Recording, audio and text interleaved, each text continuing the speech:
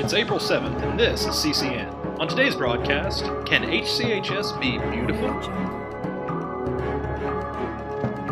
And what segments would you like to see on the show?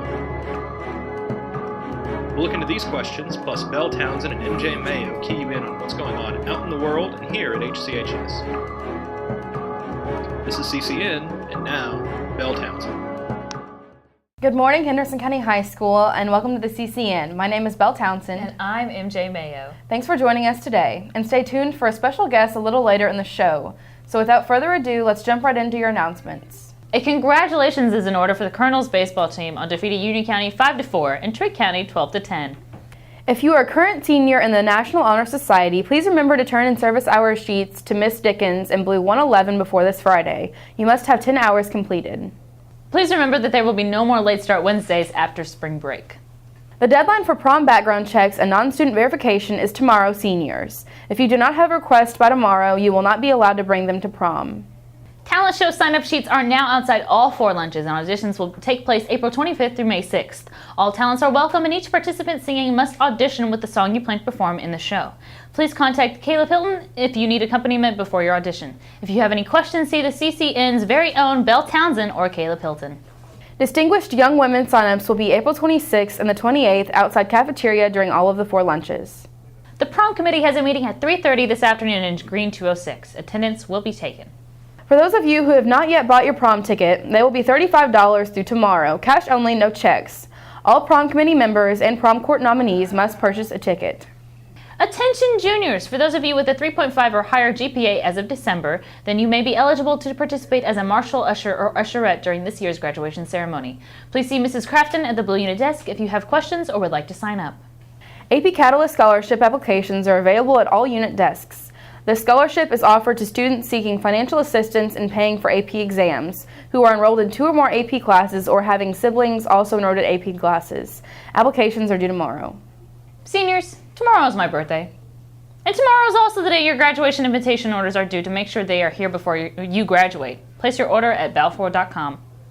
And maybe you've seen some posters from the school promoting a band made of freshmen who will be rocking out at 5 p.m. Friday, April 15th at the annual Tri-Fest in downtown Henderson. Make sure you get out Tri-Fest weekend to support their performance. Well, that's all that we have for announcements this week. But now we give you over to Aaron Beasley, who went around Henderson County High School to find everything that is beautiful.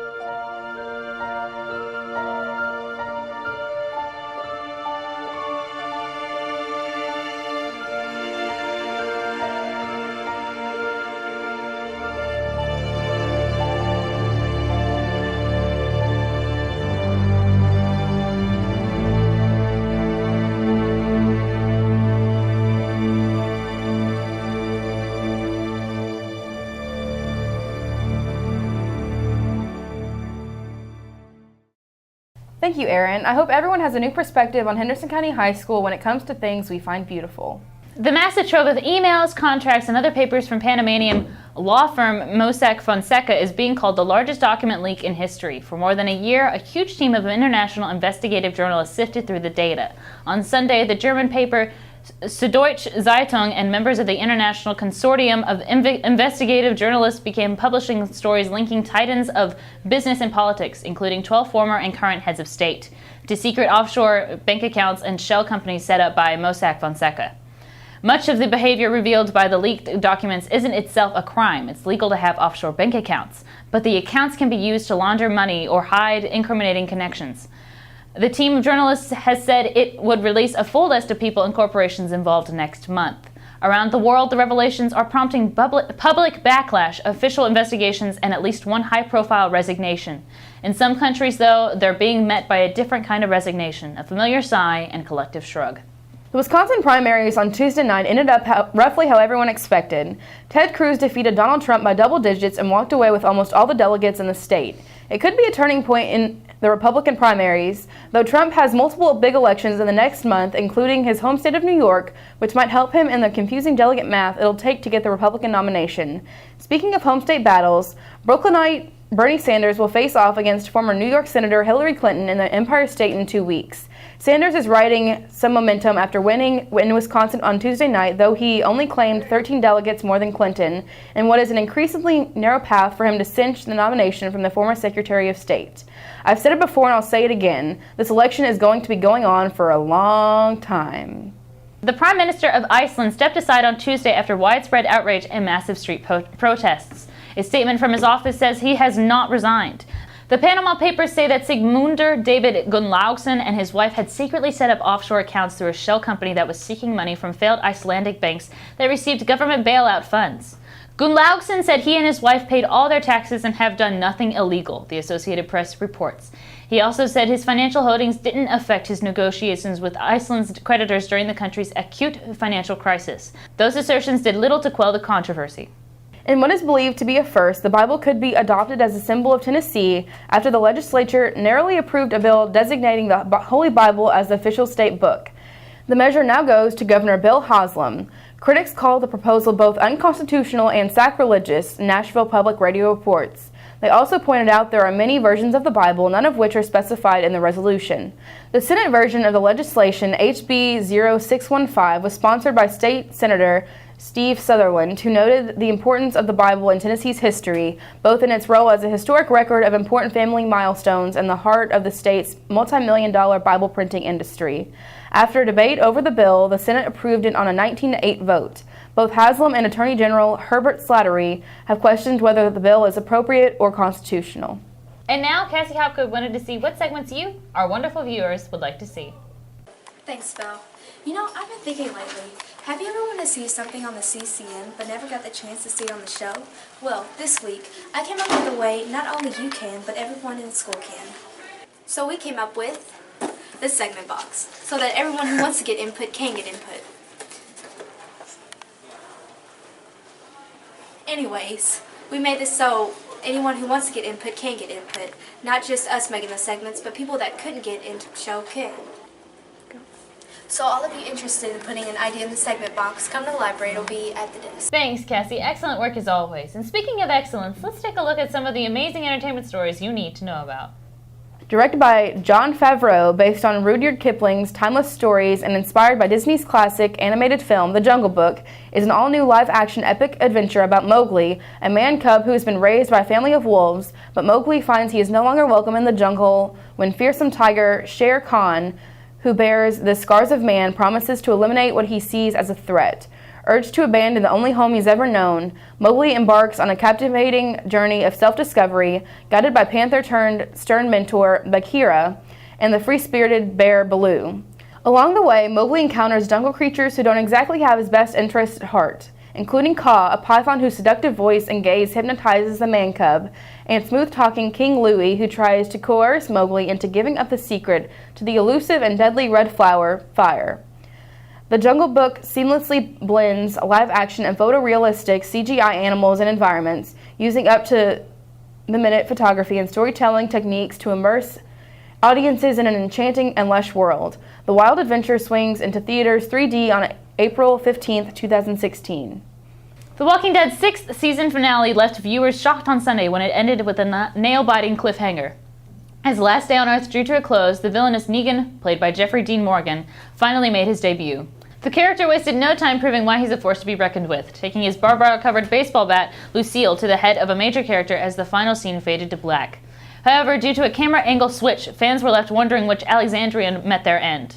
Since then, there has been much speculation and even outrage over who was on the receiving end of the attack and how the next season will begin.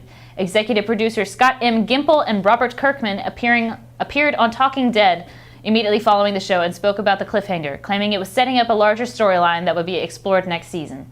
The cliffhanger isn't the story, Kirkman said, according to Entertainment Weekly. When asked about where the show plans to go from here, executive producer Gail Ann Hurd told Deadline that the AMC drama's 7th season will focus on exploring the dynamic between the Alexandrians and their new enemy. The Walking Dead will return in the fall on AMC.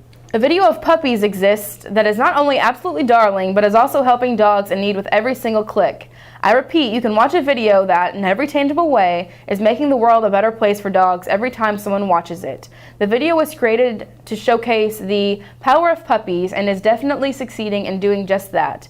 Created through a partnership between Purina and a media company, Soul Pancake, the video captures people's reactions in 3 different spots: a preschool, a gym, and a retirement home, when puppies arrive unexpectedly. The power of puppies is real. The best part of all of this, the video isn't just superbly smile-inducing, it is also aiding the dogs that need our help. For every video view, Purina will donate a pound of dog food to Rescue Bank, a nonprofit that helps the rescue animal community. So yes, just watching the 2-minute video is helping our 4-legged friends. That's what I call a win-win. Everyone's favorite supervillain is back to his old mischievous ways once more, as Loki, aka Tom Hiddleston, jokingly blamed his co-star Chris Hemsworth for the bad weather during Chicago News' weather forecast last Sunday. The English actor turned guest weatherman claimed that the god of thunder himself, Thor, played by the equally dashing Chris Hemsworth in the Marvel Cinematic Universe, is responsible for the Windy City's impending rainfall. In typical antagonistic fashion, Hiddleston blamed the Windy City's impending bad weather on his on-screen hero Kin. Hiddleston and Hemsworth are expected to reprise their roles as Loki and Thor respectively in the 3rd installment of the movie's franchise entitled Thor Ragnarok, which will begin filming June this year. When Villanova won the NCAA National Championship game Monday night, Rebecca Gentry can say she saw it coming. The Jasper teen filled out a nearly flawless NCAA bracket as a part of a competition in her English literature and composition class. Gentry had only 3 wrong picks. Gentry's bracket is certainly something worth talking about. For example, 98% of fans who entered ESPN's Tournament Challenge had Michigan State beating Middle Tennessee, but Gentry was one of the few who picked the upset, one of the tournament's most shocking games. Less than 1% of brackets had Syracuse making it to the Final Four. Gentry nailed that one too. Her misses, she picked Texas over Northern Iowa in the first round game. She also had California beating Hawaii. And while she correctly picked the eventual winner of the tournament, she had one of the opponents wrong. Gentry picked Syracuse to beat North Carolina in the Final Four. Gentry didn't submit her bracket online, and it exists only as a paper bracket for class. Oh, don't mind me. I just have a native corn snake wrapped around me. Her name is Kellogg, and she lives at Audubon Park with other companions, such as 2 red-tailed hawks and a barred owl. Corn snakes, which eat mice like crazy, get their name from the fact that they look like Native American corn. But she's not just with me for eye candy. She's here to remind everyone that Peter Gross, the wildlife expert who is also the star of Mutual of Omaha's Wild Kingdom, will be bringing his stage show to the Henderson Fine Arts Center at 7 p.m. tomorrow, and students of Henderson County High School get a discount on the ticketed price. This is an opportunity for you to see animals that have never been in Henderson, Kentucky before. I'll be there tomorrow night before the show, handling some of Audubon's other animals, like the Afghan gecko named Rose, and several other organizations like the Humane Society and Musselman Woods. The Fine Arts Center will literally be a zoo tomorrow, so Kellogg and I hope to see you there. Thanks for tuning in to our entertainment portion of our show, and now Belle and I will share some closing thoughts on spring break.